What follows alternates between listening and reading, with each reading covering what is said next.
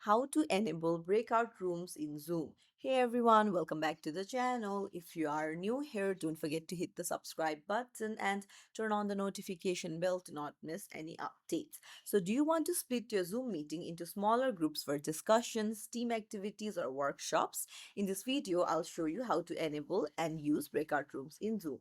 So let's dive right in. Go to your web browser and then sign into a Zoom account. Then on the left hand side, you can see my account, tap on the arrow and then head over to settings. Now go to the meeting tab and then scroll down to the very bottom. And then you can see breakout room meetings. So here you can see uh, assign participants to breakout rooms when scheduling. So, if you'd like to pre-assign attendees before the meeting starts, you can tick on this.